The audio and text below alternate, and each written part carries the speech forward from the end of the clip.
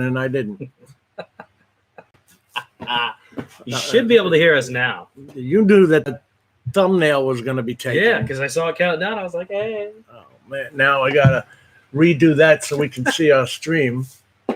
When did this get technical? You didn't have this on the Studio Classic. No. They've added some stuff. It's fun now. No. They've added some stuff. Hey, we got audio. That's good. Oh, we don't want to hear that because it's going to be delayed. Right. All right, we got another viewer back in here. It's probably Jody.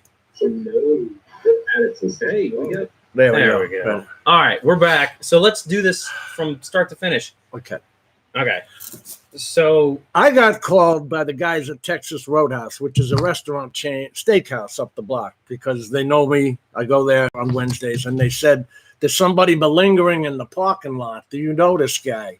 Should we shoot him? Should we have him arrested? What should we do? So I said, I'll be right there. I drive on up. It's only a mile away. And here's this guy from Tampa to the east. I mean, you look over there and I'm on water. So you went from edge to edge. Right. Yeah, I went basically directly. If you took a horizon line and just put it from Tampa over to this area, straight across, it's basically, I drove all the way across Florida today to come visit him. But instead, I got quite a surprise because he showed up with FHP, Florida Highway Patrol, and they were all armed. And it was a big deal, man. But they were gentle with the proctology. They were. Yeah. The aliens were a little more invasive. So this is a lot clearer, though. It is. Yeah, we changed some color scheme here, guys. Hey, we checked out, because you guys know that this TV is sitting right here. Where the hell's the TV? Yeah, right there. That's you on the TV. So we checked that out, and we did speed test on both of them. And there is a huge difference between the speed test on the laptop and the one right next to it. Now I'm using a TP-Link 5-port plug-in behind it. And I'm using port 5 like it says to do. So if Bill... no, Bill didn't come back.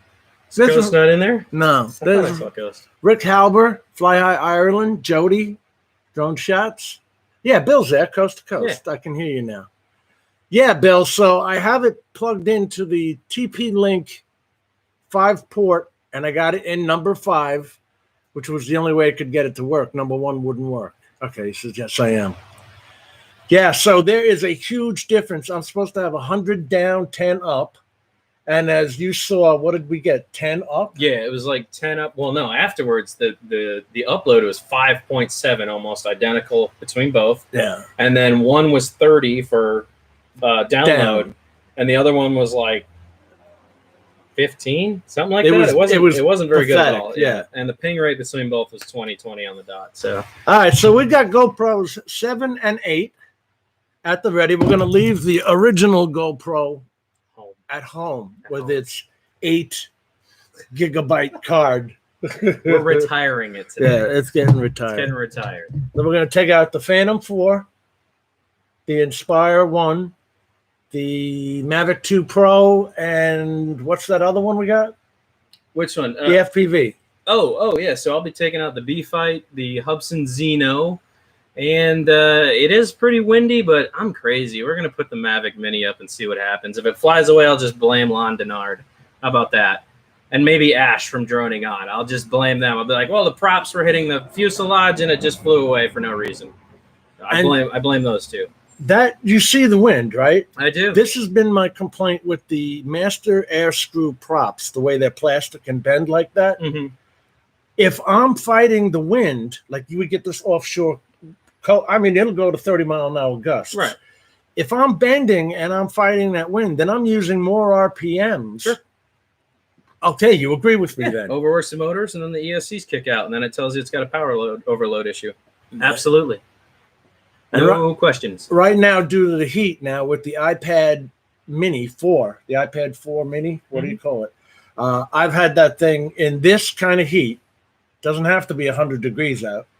Overheat and shut down while you're flying. Oh, yeah. And then you're just, you better have the thing in line of sight. We got 11 people in here. I just want to say hi. I'm sure we're missing the comments right now. Oh, Ron. Ron's in here. Yeah. I called Ron when I got here. I was like, Ron, I'm like totally visiting Jim today. Do you know where he is? He couldn't get in touch with me because, as we all know, my trusty Cricket Wireless. Yeah, I was having a rough time. I actually said that on video. Oh, You'll hear it. I was like, man, I can't. I don't know what's going on. I'm like 10 minutes out and I still haven't gotten a hold of him. So, yeah, instead FHP tried to probe my reach around. Yeah. Dan is no Ash Bandit. Oh, Ash Bandit. Oh, yeah. But he wrote Ash. No, I wasn't going down without a fight, man. I'm telling Al you. Diaz. What's up, buddy? Must be baking. Look at me. I'm like a pig. I'm a professional sweater. Yeah. It's like everybody tell Ken Dono I'm a professional floater. He could have thrown me off the boat that day. I would have been fine.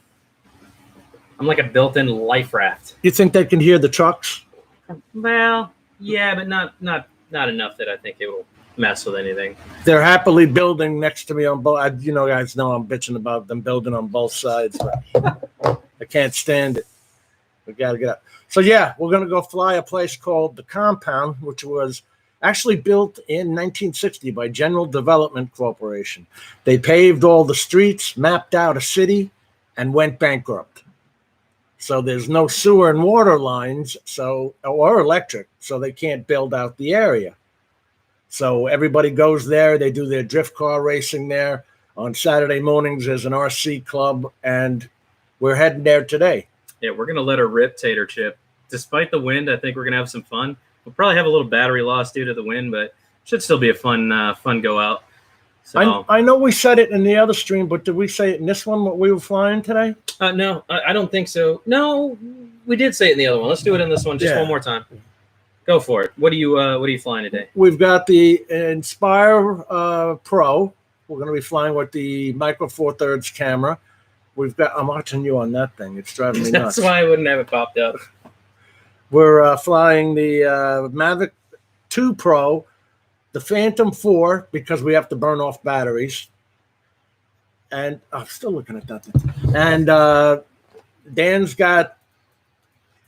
So I brought the Bee Fight, which we just put new motors on. For those of you guys that fly FPV, I brought a ripper out here. I think she'll go about 80 miles an hour, so she's a screamer. We are going to be running the GoPro Hero 4 on it, probably 1080 at 60 in wide dynamic range. And then I also brought my Hubsan Zino that was donated to the channel by a sponsor, and also the Mavic Mini that was also a sponsored donation to the channel. And we're going to take those out today and have a little bit of fun if we can. So I figured I'd drive 200 miles, come hang out with this guy for the day, and just have some fun. Yep, from Tampa to Palm Bay, Florida. Mm-hmm. Absolute East Coast. Quite a haul. Straight across Florida if you look at a line. It was just a horizon drop on Florida. Boom. Now, do you have the Session, the Hero Session on that? No, I'm actually running the 4. The 4 was my favorite with wide dynamic range and super view, so you can actually get some really, really good footage with the Hero 4. All right, now I've got the Media Mod over there, which is supposed to have the better microphone. Mm-hmm. Should I put that on or just leave it like this? I'm just going to go out like this. I mean, this is the 7 black, guys. I bought this for stabilization for the channel. I really didn't see the point to have 8 because I'm not strapping this to a dirt bike and riding around. So I think the Hyper Smooth will fit my needs for what I'm using it for. But I think I'm shooting, 1080, 60, Hyper Smooth active in linear mode. What are you shooting? That's what I've got this at. Okay. Yeah. So flat horizon. We're not trying to offer you guys the GoPro look today. We're trying to make, a nice flat horizon without all the fisheye effect. Yeah, I've got it on linear. Right. I got this, honestly, because I'm going to be strapping this with this to the front of the Harley. Okay. And then I got it for Meet and Ron up in South Dakota. Gotcha. Now, that's got Hyper Smooth 2.0, correct? Yes. Yes. Yeah, that's supposed to be pretty crazy. What I was worried about is the severe shake on the front end of the Harley. Yeah. The windshield, the windscreen. Truth. That whole area takes the beating. Might be better off just putting it on your helmet. I know, and it came with a bunch of clips, like a headband and all that crap, and clips. Other than that, we've got our SD cards. We are rocking, man. We're ready to go. We're ready to rip. We got 15 people in here, 8 likes. We're not doing too bad. This should be the middle of the day. I'd say that's pretty good, no? Nathaniel, what's up? Ow. We're missing all the comments, guys. Just about to go for a ride and test the Mini and fly the Mini. Well, hey, I think it's going to get punished today because this wind looks a little crazy on our end. So if I don't... Can the Zino take that wind? I don't know. We're going to find out. You guys know me. I'm crazy. I push everything to its absolute extent to see what it can handle. So we'll find out today if it can handle this kind of wind. Worst comes to worst, I can always flip it in sport mode to give it a more aggressive pitch angle to bring it back. I'll be flying it manual at that point, but I think it'll do it. Well, the nice thing is that'll be wide. It's a wide open area. I mean, Right. not even trees, so you'll be able to see it at all times. Sure. 16 people, 10 likes. Jeez, look at you, man. Middle of the day. You got to do more of these more often. You know how bored they are to come onto here and watch me? Quarantine got the best of you guys? And gentlemen, as you can see, you see the gray. I'm going to get sponsored by these people sooner or later. Touch of gray. Just for men. Yep. Got to get rid of that man. again. That's awesome. Have a beer for me, Rick says. Rick Halber. Go live. Now, my phone is too crappy to go live out there. Oh, you're talking about from the drone itself? Yeah. Yeah, I don't think I can go live from the Mini without doing it through a third-party app, which I'm not interested in. My iPad Mini 4 doesn't have cellular. Right. And I don't have a hotspot. Plus, that's a dead area. It doesn't have towers. Yeah, true. Yeah, we are kind of out in the middle of the boonies here, guys. If I was to have cellular, my phone is, I mean, seriously, it's an LG Stylo 2. Oh, yeah. Wow. Is that really what Oh, you're... hell Wow, yeah. yeah, that's an old phone. That's like 2014. Yeah, that's Okay, yeah. That's a couple of years back. I had the LG Stylo 4. That's so then 10 the minutes 5. ago. Yeah. So back there, man. So, Yeah, so we were even considering taking out the water drones, but lack of interest. Yeah. Yeah, there's really nobody buying those things, man. I'd take that back. There's an interest in it. It's just more for professional use, I think, for people that are doing like commercial use. Let's say commercial use. People doing boat inspections, dock, bridge. Yep, all that kind of stuff where they have to send it down, check out the foundation of pillars, and that would make sense to me. I mean, large ship prop inspection. Because when you're going out to play, it's always out of your sight, you know, and you're just on a tether cord looking at your screen. Yeah. For those of you wondering, we're talking about this. Well, that's the Mini, but that's the Gladius. You have the. And there's the backpacks right in front of us, but it doesn't matter. Right. Yeah. We got the Mini, and then you were amazed. Go pick up that. Show them that. I'm going to bring that over here. Dan was amazed at the size of the Dory, which I had showed you guys before. I'm just going to hand it to you this way. Yeah. Plugged in still? Unplug it. Okay. I was just charging up in case we were going to. Got it? I mean, this is the Dory, and it's really that tiny. Yeah, no, it is significantly smaller than I thought it was going to be. So, yeah, it's a little thing. The camera really doesn't do it any, I don't know. It's definitely small. It's tiny. I guess if I put two of my cell phones together, long ways, it's probably about two cell phones. Yeah. So it is very small, very lightweight, very compact.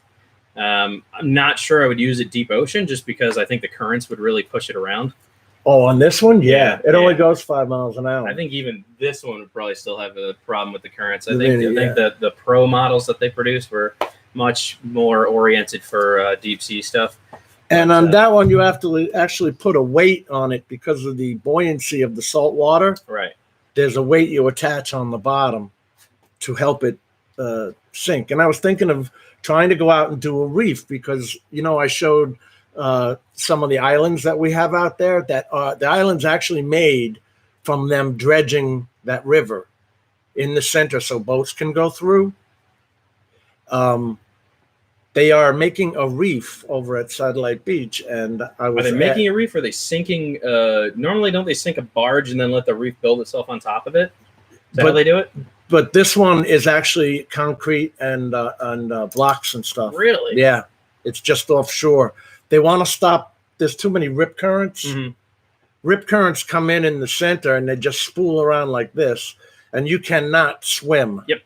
Sweep you right out to sea on their way out. You seriously can't. You're best floating on your back, letting it take you where it's going to take you, and then get out of it.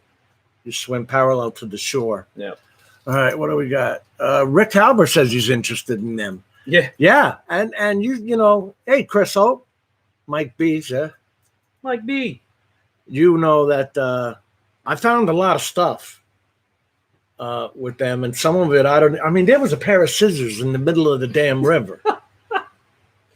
Looked like brand new. If it was stronger, I would say hook like a neodynamic earth magnet to it so that you could pull stuff up, but I'd be a little scared that it would clip onto something and not be able to pull itself out. Well, everybody's saying put a claw on these things. Put a claw on it. Who does that? There's another company that already does that. Wi-Fi, QC. QC, yeah. QC Five Fish. They got Five Fish, is what I was thinking. Or whatever it is. Yeah, yeah. The F6. Yeah, I think they have an arm, but I doubt the servos in that are strong enough to really pull up anything worth a damn. That's it. So because once, you know, it's controlling itself. Now you grab something. Now it's got to have the balls to back out and pick it up and come back to you with it. You know, and it's going to be fighting it just like a drone fighting the wind. The only reason that's even a capability with it now is because they have course locks set on them, right? Don't they have depth locks so that they can try to do their best to hold their position where they're at? And the new M2 has got a flag that pops up, which is an RTK. It knows back where it came from. Sure. So even if you lose it, because it's got 300 meters of line of tether, even because you lose it the minute it's underwater. What did it? Is it over there? Is it over here? Feet or 100 and some I think it's meters? 300 feet. Feet. Yeah. Okay. I was gonna say 300 meters. That's pretty extremely far. Yeah. That's pretty far, man. 330 feet total. Right. You're getting like crushed depth. Meters, Yeah. Meters. Yeah. To be honest, but that it would you can't. You'd have to get professional if you're going to start picking heavy anything. Sure. Other than a beer can. By the way, they do make rigs that are professional that are still around $10,000 that you can do that kind of stuff with. Yeah. So, you know, I'm not sure who's going to go out and blow $10,000 on one of these things, but if you were looking for something that could actually do some work, absolutely. Nathaniel Lee says, "Who is that guy behind you?" This is Dan from Drone Worship. You know, Back to the Future. I'm probably going to get you copyright. I'm going to stop. Can you do that by humming? No, humming it? I don't know. You might be able to hit the notes just right. You might be able to peg it. I'm not a good hummer. So Ron, hello. Oh, we can't highlight anybody. This is actually a little different, but you do get a better resolution. Yeah. Yep. It's a hell of a lot better. Full access to your camera, and it allows you to push it at full res. So how do I know what I'm streaming at, like 1080p or whatever your camera initially video settings were pushed at? That's the Logitech Brio. Right. So whatever you have your initial camera settings put at for the camera itself is what it's going to be streaming at, or whatever its potential capability is that you have it set for. Wow. So if you want to make the adjustment, then you would make the adjustment through the camera itself, right? And then when the YouTube look at this though. Look, this is the only settings I have for the camera. Advanced. There's no 1080p or 4K or anything like that. I never get that option. I think it'll allow you to mess with the hertz, the output, but not like I said. Most of it's all going to be done through the camera app itself. Well, so YouTube is controlling it then, because I can't tell it go 4K. No, that's what I said. So when you installed this, it had a driver? No. Plug and play. Driver, just plug and play. Plug so then play. It's streaming at whatever its highest capability is. Well, that would be wild to see if this was actually 4K. Well, wait, we can see on here. What does that say? It looks like it's running about 720 or 1080. It says 1080p. Yep. Yeah. And then you can do stream stats for nerds, and you see up there. Right. It tells you what speed we're running at. So it looks like YouTube capped you at 1080, which is still pretty good. Well, why could so you can't do a 4K stream? You know who may have to talk to about that? Ken. Dono? Ken Dono? Oz might be able to help you with that. Oh, yeah. Greg? I know that Ken streams in much higher reses, but I think a lot of that might have to do with your channel size. When I hit 10,000, it opened up a lot of stuff to me. Did it really? Yeah. It once that 10,000 factor came in, I got a notification saying that it's opened up like 25 more features. Wow. So I was able to go in there and start making custom URLs for everything that I put out. Opened up my merchandise rack and a lot. You know what I'm saying? Yeah, a lot of changes that were available to me. You need 10,000 for the merchandise rack? Yes. Yeah. All right. So when I got over 1,000, the only thing I got additional was the community tab. Right. And I have been making posts on that. Does anybody see them? Have you ever seen one from me? No. See? I don't know how YouTube treats that now. Algorithm based, I guess. You should do it more often, and then it might pick up some kind of algorithm for it. Okay. So when I open up YouTube and its landing page comes up, I'll have one like playlists come across, you know? Sure. And one will be people's community tabs, whatever they put in. Like I see yours. Sure. You had a vote on there the other day? Yeah. Most of mine is done through subscription. So when you click on subscription, if I posted anything community tab, it normally shows it in the subscription lineup of people's uploads and posts. See what I'm saying? Right. Okay. I've got people who subscribe to me that I have no idea who they are. The more you guys do things like on YouTube, if you can do things every single day at the same time, YouTube likes that. You know what I'm saying? They like it when your upload goes up every single day at exactly the same time. The more repetition you can give YouTube, the easier it helps you grow, and it helps YouTube build an algorithm around that. So if you stream every day, try to stream at the same time. Try to kick off the stream exactly the same time every day. If you upload a video, try to do the upload. Me, I don't care. I just post content because I'm not a rule follower by any means. I like to go against the grain. Most of you guys know that. I hate following the rules. I'm really not a rule follower when it comes to YouTube. I just do whatever I want to and just keep moving forward. So, but for those of you that are actually trying to see growth, the easiest thing to do, man, is just constantly upload content at exactly the same time every single day. Or if you're doing a community tab post, always do the post. Try to do it the same time. If you post 4 times a week, try to make sure that you post 4 times a week at a certain time. No, it'll definitely help your growth, and it'll definitely put you in a faster category for growth factor when it comes to YouTube's algorithms and how they base them. The easier you make it for YouTube to figure out what you're doing and how you do it, the faster your algorithm will grow. So they will put time and effort into you if you put time and effort into them. Well, what about me? Because, okay, when I do my community stuff with construction and all that, my videos, I'll put them into Facebook groups because people are interested in them in that group. And then I'll get all my views from Facebook or social media, but I'm not getting the subscribers from Facebook. And that's just something you have to deal with. I've said this many times, guys. Think about, let's take any large channel, for instance. We don't have to talk about mine. Let's talk about just a large channel, PewDiePie. 70 million subscribers, right? Crazy amount of subs. But how many views is he actually getting out of all the subs that he has? He puts up a video, gets what? 2 million views, 3 million views? He has 70 million and only 3 million views. That's like a 1% bracket. You know what I'm saying? So if you're getting 100 views and you have 10,000 subs, you're still doing pretty good.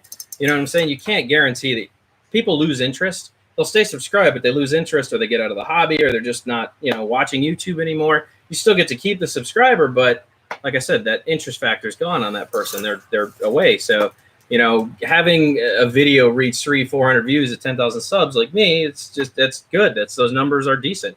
Now, if you're catering to the algorithms of YouTube and you're making viral content where you're talking about trending topics constantly, then your channel is going to grow. We call that the hype train, and I'm not a fan of the hype train. I don't like it. I disagree with it. I hate people that use it. It's an easy way to grow, but it makes you a sellout, and you're pathetic if you do. Oh, you guys didn't think I wasn't going to be blunt with you now, did you? Okay, I have a 1-minute video on here that returns the ability to go to a person's channel. See how my people here are all green? If you go into, well, it's a 1-minute video. If you haven't got 47 seconds to watch the video that shows you how to return to this. Now, if I click on someone's name, I'll go straight to their channel. Right, to their channel, sure. Why YouTube took that away, I have no friggin' idea. A lot of changes got implemented coming into March and April. Are you buying the speculation that it was because of the bus for bus? No. That's going to happen regardless. There's always ways around that. I mean, there's a few channels I'd love to name that do that, but I'm not going to because this is his channel, so I'll refrain. But I will just say I'm not a fan of the sub for sub stuff. If you do it, once again, I think you're gross. I think you're a gross factor. If you're doing it to help small channels and you're being consistent with it and you're inviting them on your panel and you're having a discussion and you're talking, that's one thing. But if you just do a live stream, you invite people and you're like, just sub, that's totally against YouTube's algorithm. It's against the rules. It's not how they do things. It's not okay. It's just against the entire system. So 616 and Timeless Truths came on. I haven't seen 616 in a while. Timeless Truth is a good dude, man. I love Timeless. I have got to talk to you, 616, about that subnet stuff we were talking about a while ago. Did you and I ever discuss that with the router? I don't think so. Okay. Again, I don't know if we talked about it on here. I'm using a TP-Link. What do you call these things? It's a 5-port TP-Link. It's not called a splitter. It's like I have no idea, my friend. I got a cable going into the back of my Wi-Fi router, okay? And the cable comes out here to the garage, hooks into this TP-Link, and then I've got the laptop in one port and the TV in another port.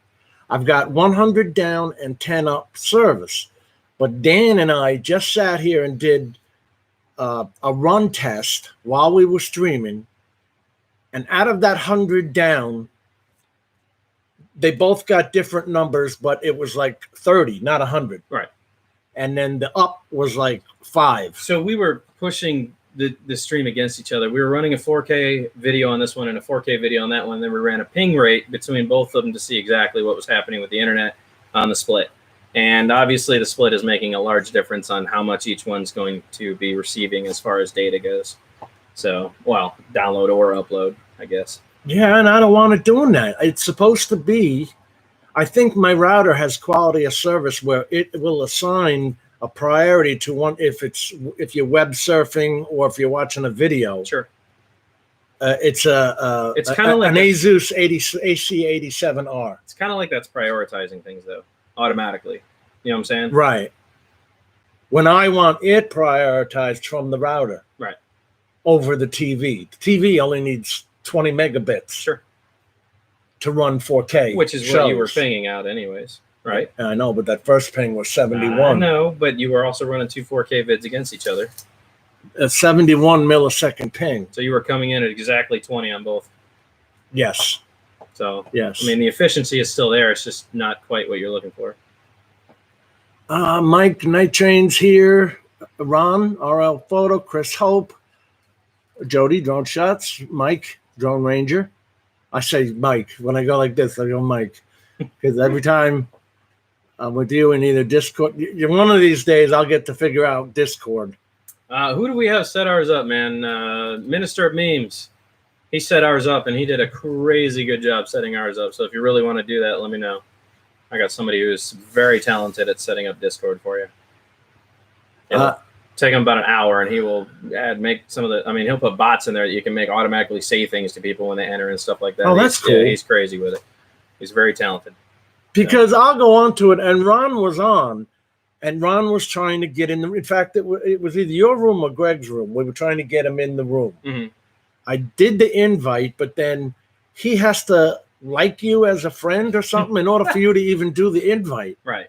Well, so when you send an invite to somebody, it's temporary unless you guys become friends, and then you get added to the network. Okay. See what I'm saying? So if you guys, let's say that person doesn't come back, right, or you guys don't friend request each other, right, it automatically boots them after 24 hours, and then they need a new link. Oh, I didn't know that. Yeah.